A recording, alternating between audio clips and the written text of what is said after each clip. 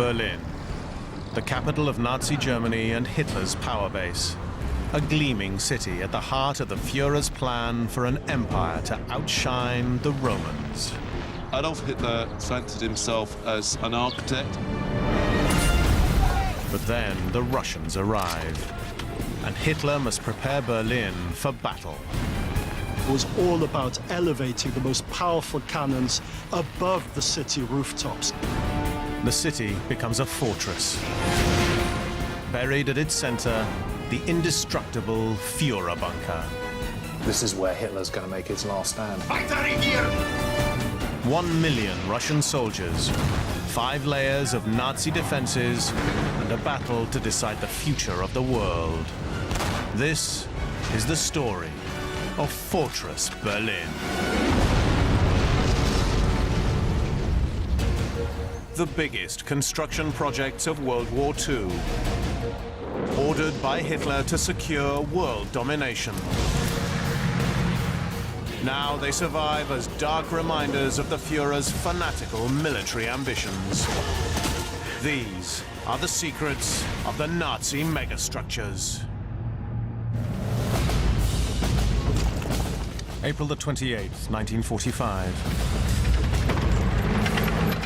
The tanks of the Soviet Red Army roll through the streets of war-torn Berlin.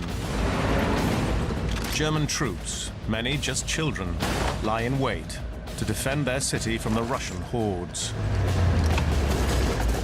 18-year-old soldier Dieter Borkowski will be an eyewitness to these unfolding events.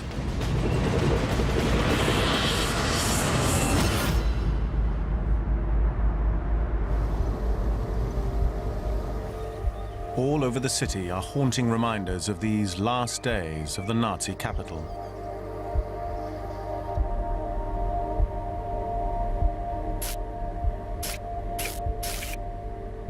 Historian and World War II expert Michael Dempsey has spent years piecing together the evidence. The Battle of Berlin was of a scale we can scarcely imagine. Over 1 million Soviet Red Army soldiers are entering the city. Less than 100,000 are defending it. The scale, the intensity, the brutality of this Battle of Berlin would beg a belief but for the evidence.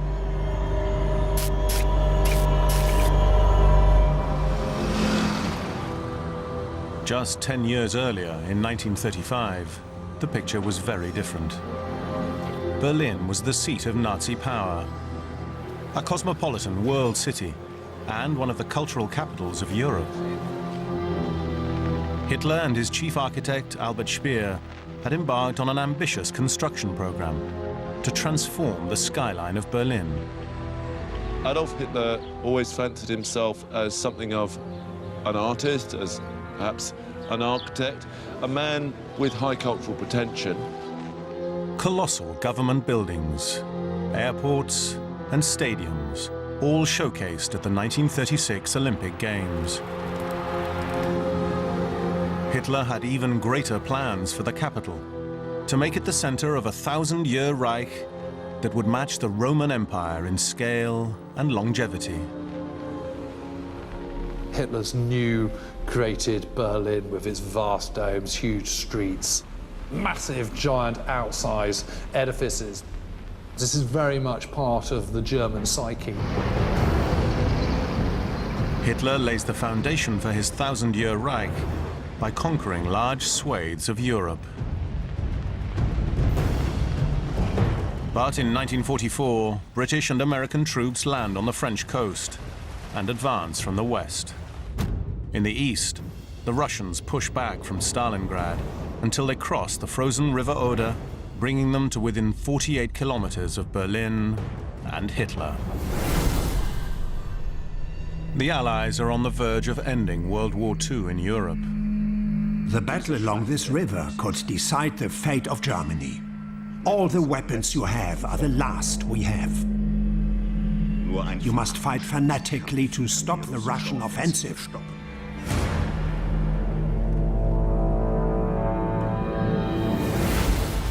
Hitler will never surrender. He's a man of extremes. So it's the 1,000-year Reich or it's collapsing in Armageddon. There's no middle ground. It's always one or the other in his mind. The Führer clings to the hope that one of his wonder weapons might yet turn the war back in his favor. To buy time, he holds out in Berlin, creating a castle of concrete and steel, and ordering every last German to defend it to the death. Berlin, of course, is going to become a fortress because it's the capital of the Third Reich. This is where Hitler's going to make his last stand. Hitler's plan is to encircle Berlin in 5 layers of formidable structures, starting with the first obstacle, 59 kilometers of tank traps at Seelow Heights. An outer ring of defense, including the Teltow Canal. An inner ring at the stronghold of Tempelhof Airport. 3 enormous flak towers. A final layer of waterways. And the core of the fortress, the Citadel. It is here that the Reichstag and Hitler's bunker are located.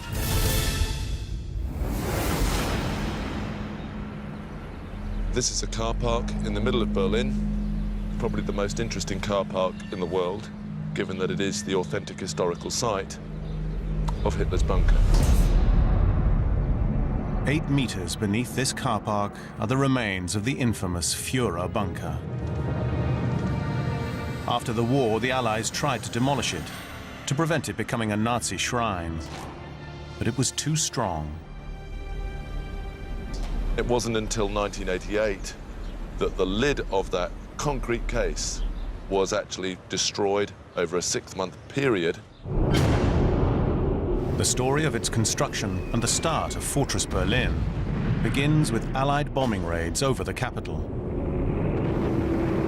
The Führer no longer feels safe. From the outset, Hitler has always been a bit obsessed with being underground. It goes back to his experiences in the trenches in the First World War. You find a lot of people who've lived through the First World War, they feel secure underground. The Nazis bury the Führer bunker deep beneath the Chancellery Gardens. There are 30 small rooms distributed over 2 levels, and Hitler's room is in the deepest section, with the most protection. 25 miles south of Berlin, in the town of Zossen, are the remains of another Nazi complex that gives a unique insight into Hitler's bunker. Former Armored Squadron leader Nigel Dunkley is an expert in the fall of Berlin.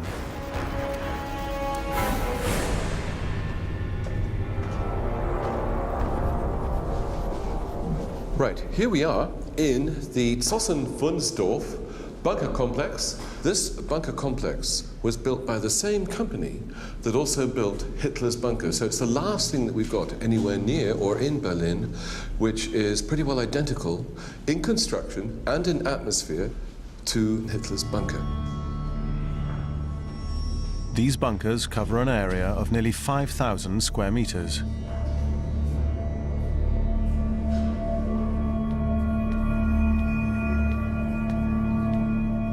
It was the German military communication nerve center, the Nazi equivalent of the Pentagon.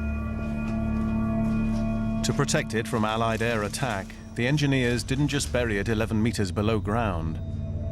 They also gave it an impenetrable roof, something Hitler wanted in his bunker too.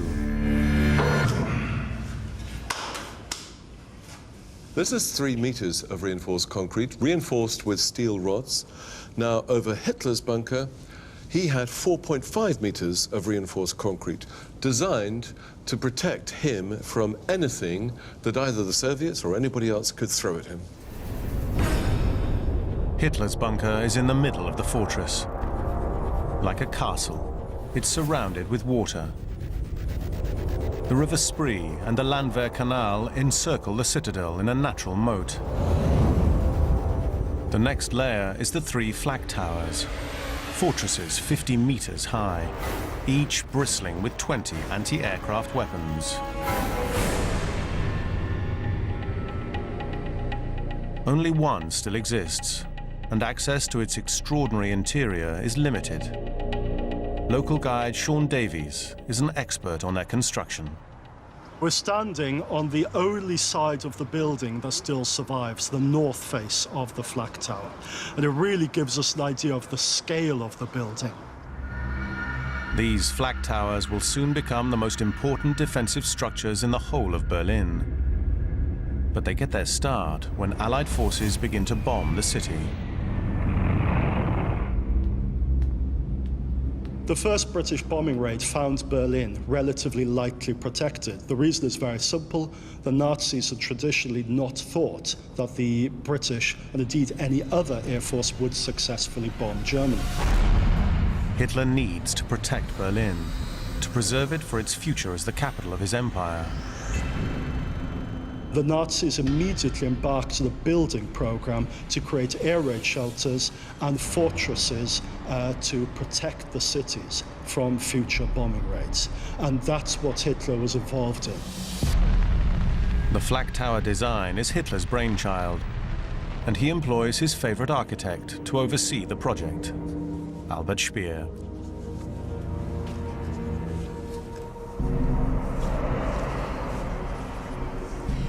This is how I see the new flak towers. Are they a viable design? Of course. They are impregnable, and they'll be guarding this new fabulous city of ours for centuries. Well, Albert Speer is a very interesting character because he's an architect and he buys into Hitler and he buys into what the Nazis represent, but he's a hugely capable, clever, highly motivated individual. Hitler's design requires over 100,000 tons of tough concrete and steel. Every day, 3,700 tons is shipped to the capital just to build the flak towers. The railway timetable is changed to accommodate a never-ending stream of material. Despite their scale, each of these bastions of Fortress Berlin are constructed in just 8 months.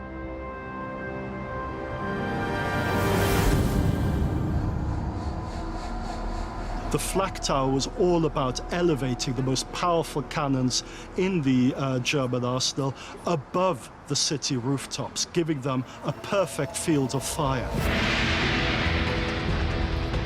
The square tower has 4 turrets, each with dual 128mm flak guns. Powerful weapons, designed to bring down Allied bombers. But when the Russians arrive, these guns will be pointed down the streets. One of the soldiers tasked with manning these flak tower guns is 18-year-old Dieter Borkowski, who kept a diary recounting his exploits.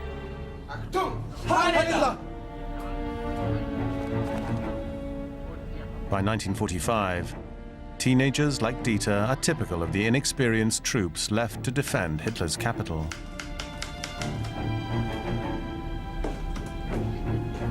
Can I help you? Please, may I apply for a weekend leave pass? To see my mother, Your name, please? Dieter Borkowski. Ah, similar to mine. Dombrowski Inge. Where are you from? I'm from Berlin.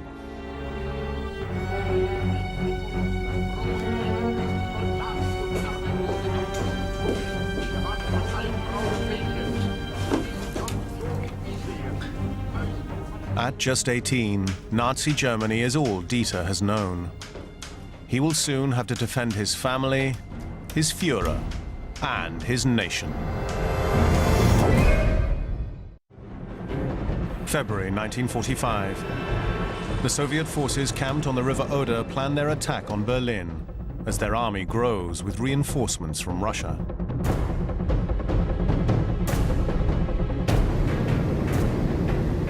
The Allies send their bombers to flatten Berlin and ease the way for the Russians to invade.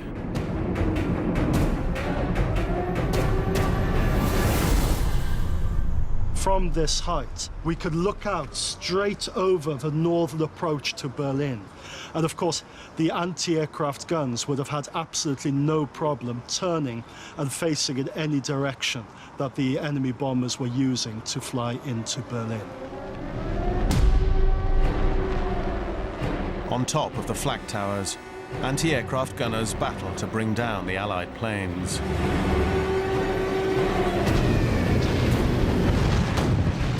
With guns capable of firing 13 kilometers, they can create 360 degrees of cover.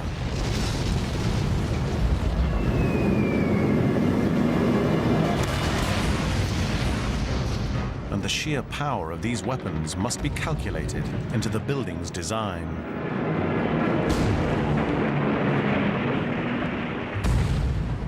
Every time a shot was fired, it created somewhere in the region of 40 tons that punched down onto the building. The Allied bombers directly hit the flak towers numerous times. But Albert Speer's design is working. The sheer volume of material in the structures makes them indestructible. The man responsible for what remains of these flak towers is Sascha Kiel.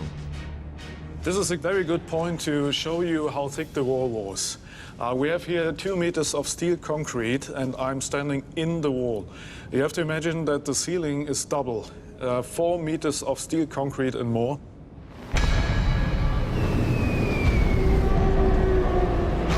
The bombing of the city is relentless. Berliners turn to the enormous flak towers for protection. Over 15,000 crowd into each one.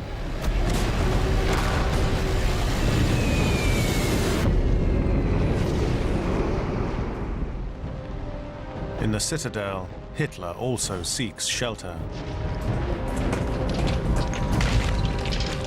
He has no choice but to move his command center underground into the safety of his bunker.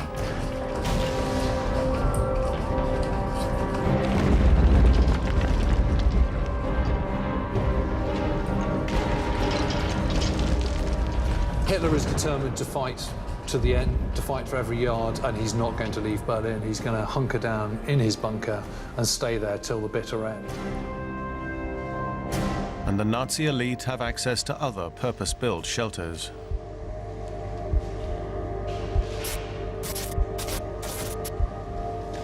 So here we're in a Luftschutzraum, an air protection room, an air raid shelter. This is actually quite a small shelter, but it would have been packed, especially towards the end of the war. We've got some sort of light comedy on the wall around me. It's enough, perhaps, just to make this place seem more homely.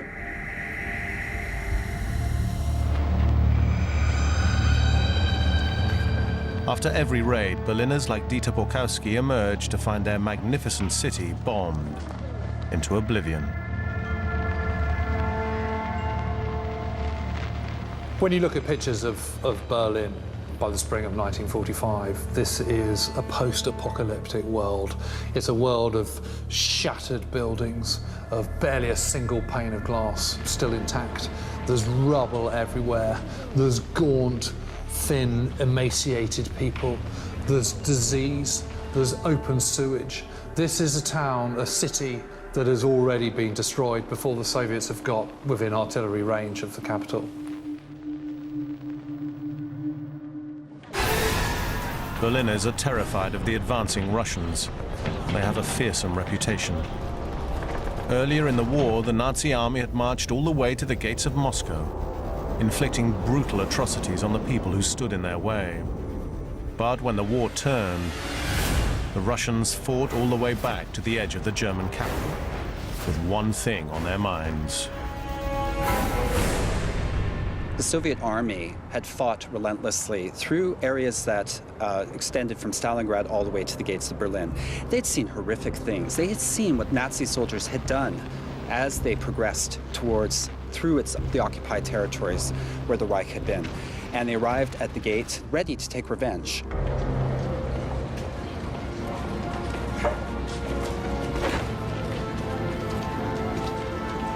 Refugees fleeing from the east arrive in the city, with tales of the treatment Berliners can expect from the Soviets.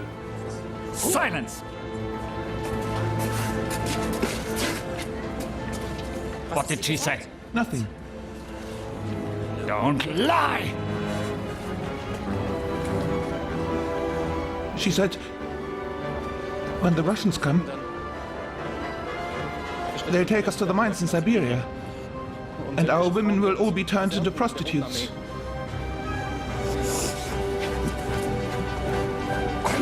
Was hast du gesagt? Ha? Was hast du gesagt? March 1945.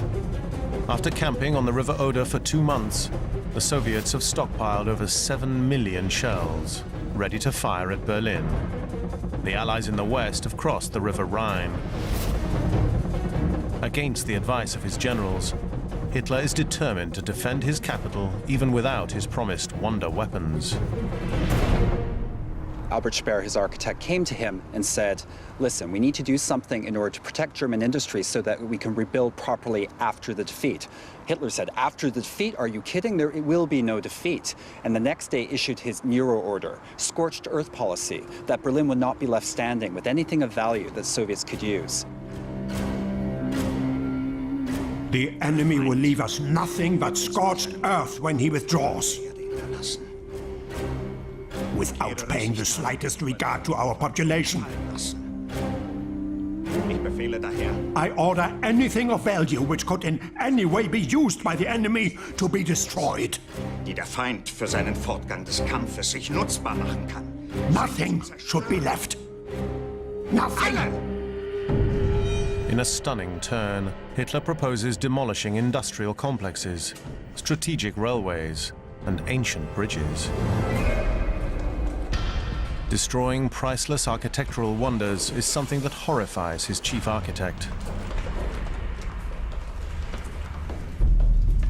At this stage of the war, it makes no sense for us to undertake demolitions which may strike at the very life of the nation. We must leave nothing for the Russians. But by destroying everything? If you could believe that the war can still be won, if you could at least have faith in that, all would be well. Do you? I cannot, with the best will in the world. I do not want to be another swine in your entourage who tells you they believe in victory when I don't.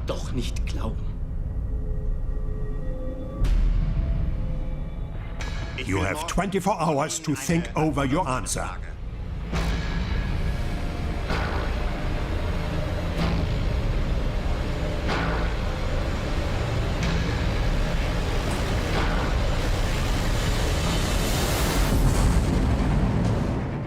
March the 30th, 1945. Albert Speer bends to Hitler's will. He starts the strategic demolition of the Nazi industrial machine. 48 kilometers away, the Soviet forces are camped on the west bank of the River Oder, 16 kilometers from the first line of defense, Seelow Heights, ready to attack. They have now assembled 41 heavily armored divisions and over 9,000 assault guns. The Russians weren't even considering attacking unless they had 10 to 1, and preferably 40 to 1, at least, at the main point of attack. In other words, overwhelming numbers. 1 million Russian troops, 2,500 tanks, and 1,500 rocket launchers. Hitler's generals know they're hugely outnumbered, but the Führer won't listen to their concerns.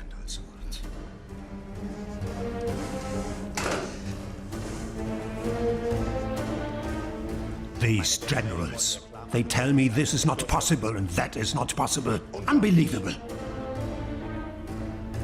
The army must hold the Russians at the Oder. Zum Stillstand bringen.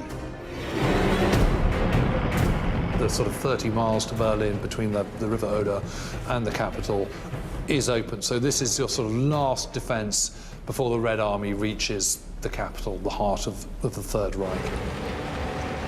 The German generals know the only way to hold back the Red Army is to take advantage of natural terrain between the Soviet camp on the river and the capital. So we are standing on the Seelow Heights, and this is the last high ground before you get to the city itself, making this an ideal position for the Germans to then defend. From Seelow Heights, the Germans will see the enemy's 2,500 tanks advance. The Nazis need to reduce Russian tank numbers and even the odds. Ingeniously, they exploit what already exists in the German countryside. So they're going to adapt the irrigation ditches that crisscross this landscape, and they're going to adapt them to form anti-tank ditches. An anti-tank ditch must be wider than the length of the tank tracks, so it can't drive over the top. The ditch edge is angled to 70 degrees, gentle enough for the tank to drive straight into the trap. So they will have to be bridged by engineers. That will cause the tanks to stop. A static tank is easier to hit than a moving tank. And again, around these obstacles, you can concentrate anti-tank weapons. The Germans create over 58 kilometers of trenches and anti-tank ditches to defend Seelow Heights.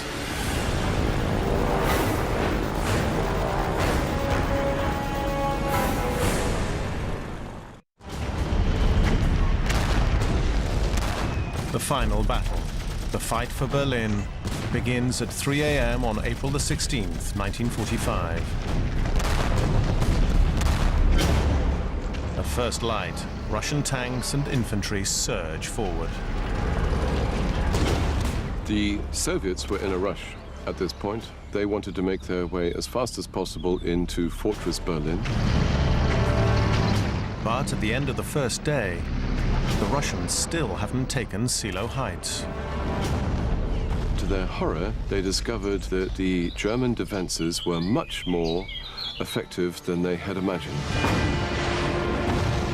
Amazingly, even though they're outnumbered 10-1, the Germans hold back the mighty Red Army for 4 days. No amount of German ingenuity and solid, determined defense was going to last forever. It really was only a question of time before sheer weight of numbers and dogged determination on the Soviet side won the day. Eventually, Russian engineers bridged the tank traps, and on April the 19th, the Soviets overcome Seelow Heights. They've lost over 30,000 men and 700 tanks, but are one step closer to Berlin. At the Führer bunker, Hitler is celebrating his 56th birthday. In what will be his last public appearance and the last footage of him, he greets a selection of the Hitler Youth who survived Seelow Heights. Adolf Hitler is congratulating and indeed decorating boys with medals of honor, the Iron Cross, for their courage in taking on Soviet tanks, in many cases at close range. Outside Berlin, nearly 2,000 Russian tanks are storming towards the outer defense ring of the city. To combat these tanks, the Nazis have a revolutionary weapon, a lightweight anti-tank missile launcher, the Panzerfaust. No, no, no! Stupid! You have to keep it down! Have a look. I'll show you. So, unterbleiben und Fuß stark auf den Krong. This groundbreaking missile can pierce nearly 10 centimeters of armor at a range of 100 meters.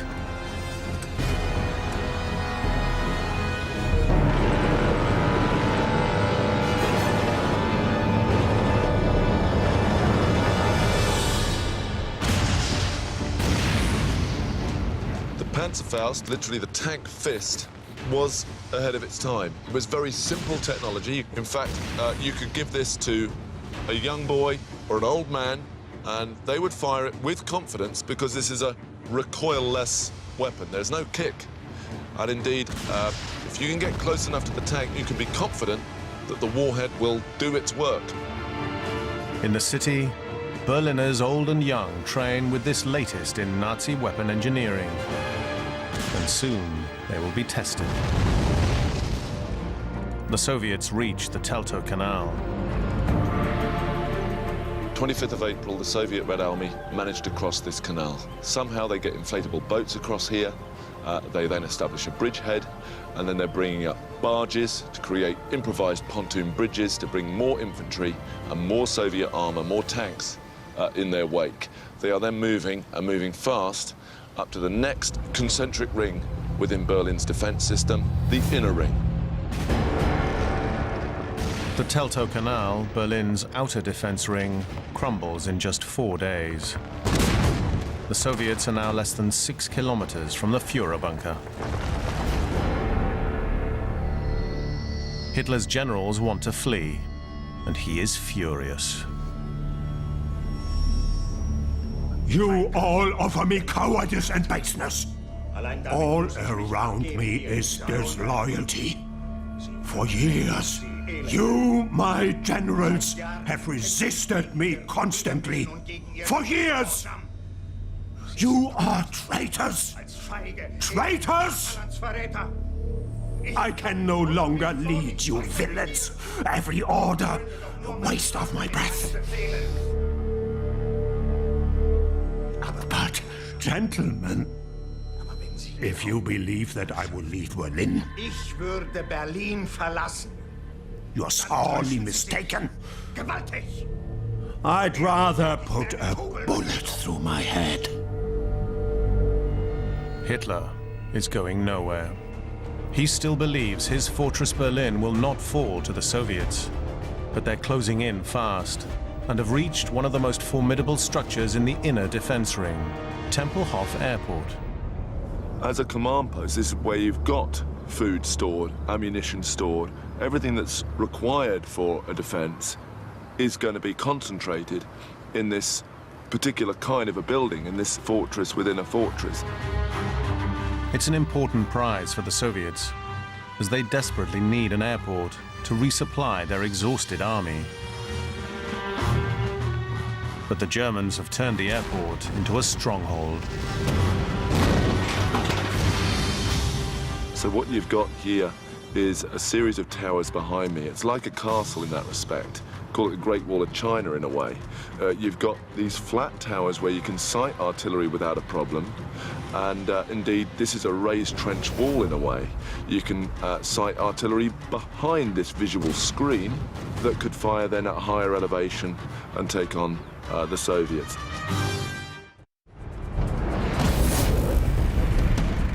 The fighting is intense, and evidence of it can still be seen in the burnt-out tunnels under Tempelhof.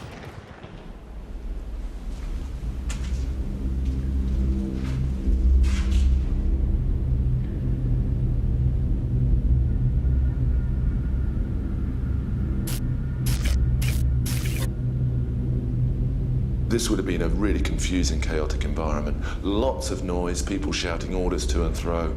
When you're coming into these spaces with the electricity out, filled with smoke and dust, brick dust and what have you.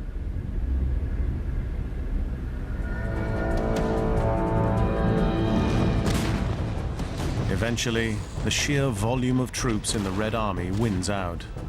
And by April the 27th, the Soviets have control of Tempelhof. It is a massive strategic victory. Just 36 hours after the battle ends in this particular place, they're actually flying biplanes into this particular part of Berlin to get Soviet casualties out, resupply, fighter aircraft are coming in. The Soviets resupply and push on. They face strong resistance from the remaining Berliners defending the city.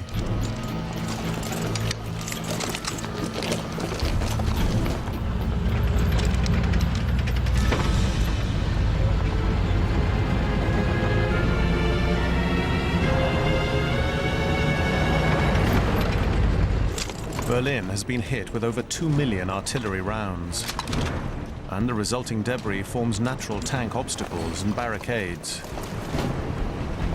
The more confusing the terrain for the tank, the better chance I have of catching that tank at close range, take out the turret, and then take out the main armament in the process.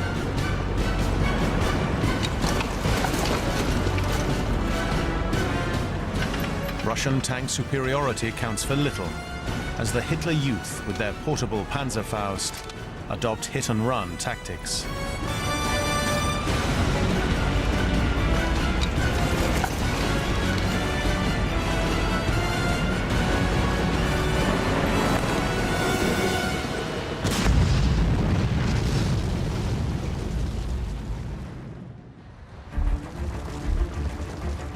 Every hour, the Red Army inches closer to the Führer bunker and Hitler.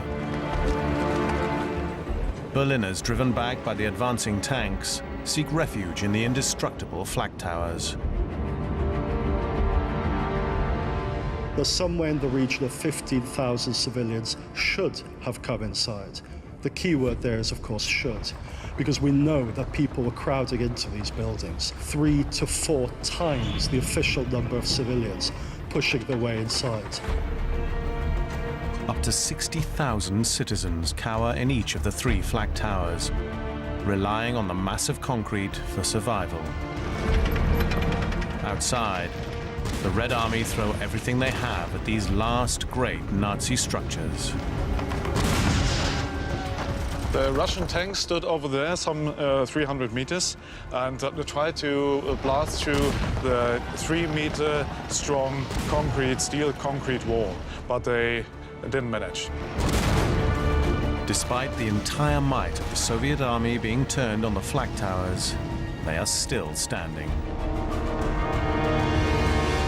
They were able to resist the Soviets. They couldn't do anything about the Soviets swallowing up the rest of the Berlin, which simply meant, of course, that the Soviets just had to wait. At some point, the people inside would have to give up. The Russians simply leave the flak towers and flood past towards Hitler's bunker and the Reichstag. The next defensive line is the water surrounding the Citadel. The Germans have blown every bridge across, except one. The outer ring of defence has been broken. The inner ring of defence has been broken, and now we are at the defence line for the Citadel itself. The Citadel on the other side of the water here. But German army engineers have failed to break, destroy the Moltke Bridge. This bridge is the last major defensive strongpoint between the Soviet army and Hitler's bunker itself.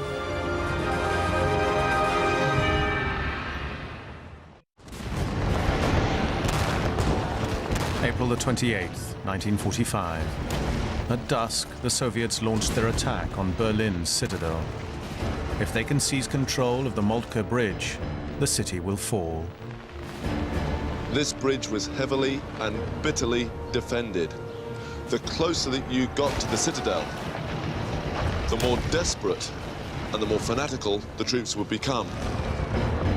Defending this bridge is the last hope for the Nazis. If the Soviets cross, they are within touching distance of their ultimate prize, Hitler in his bunker. It was extremely important for the Soviets to get the body of Hitler, to be able to show it to their public. They had fought so hard against him, against a regime that was a top-down regime with Hitler as the leader, the Führer. The Soviets secure the bridge by midnight. They are at last in the Citadel. There is now only the Führer bunker between the Soviets and Hitler. He puts his last plan into action.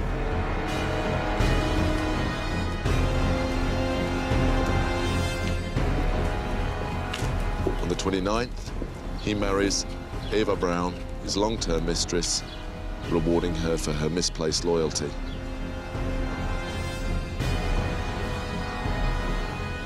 On the 30th of April, at approximately 3:30 p.m., he will commit suicide with her in the bunker itself.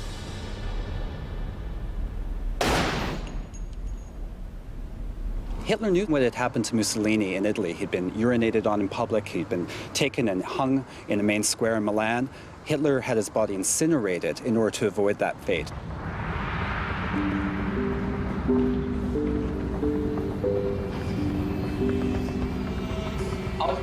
From the Führer's headquarters, it is announced that our Führer, Adolf Hitler, this afternoon at his command post in the Reichschancellery, fighting till his last breath against Bolshevism, fell for Germany. After the news of Hitler's death, Berliners felt abandoned and betrayed by the man who had set himself up as their leader, as if you like the father of the nation. Inside the flak tower, Dieter discovers tragic casualties. Nearly 4,000 Berliners decide to end their lives during the battle, instead of surrendering to the Soviets. Sergeant, have you seen Inge Dombrowski? She is dead. Lieutenant Seidler shot her.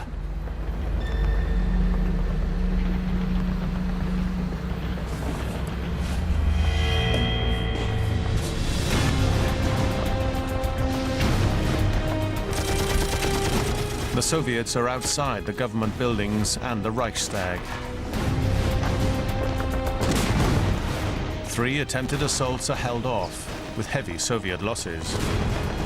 They have to blast their way in through the bricked-up entrances and resume hand-to-hand fighting. Eventually, by 22:40 hours on the 30th of April 1945, the red flag of the Soviet Union is raised above this building. That means that systematically, every line of defense put in their way by the Germans defending has been broken by the Soviet Red Army. Beyond that, Nazi Germany is shown to be defeated, and the war in Europe is all but over.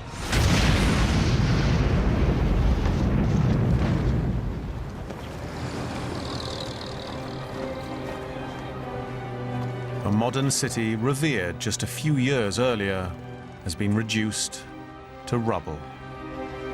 Just 7 hours after Hitler's suicide, Fortress Berlin has fallen.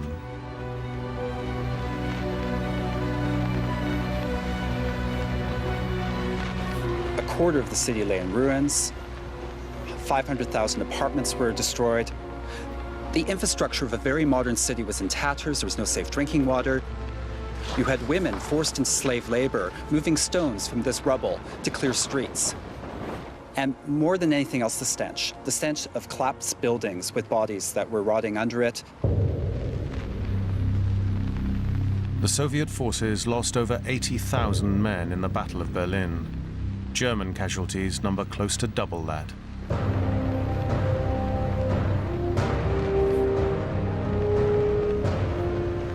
I think we should remember that the Battle of Berlin should never have been fought, and that the only reason it was fought was because Adolf Hitler, the man who could always have surrendered and bowed to the inevitable, didn't. And the whole of this city, and much more besides, would then be sacrificed on the altar of his ego. Albert Speer serves 20 years in jail for his role in Nazi war crimes. When released in 1966, he writes about his experience as the architect of the Third Reich. Dieter studies history at Berlin University and becomes a journalist. He dies of natural causes in 2000, aged 71. After Berlin falls, Nazi Germany officially surrenders 1 week later on May the 8th, 1945, and victory in Europe is declared. With the Japanese surrender nearly 4 months later, World War II is at an end. Despite all the military technology and megastructures pioneered by the Nazis, Hitler's Third Reich has ultimately failed, and over 60 million people have lost their lives in the deadliest conflict in history.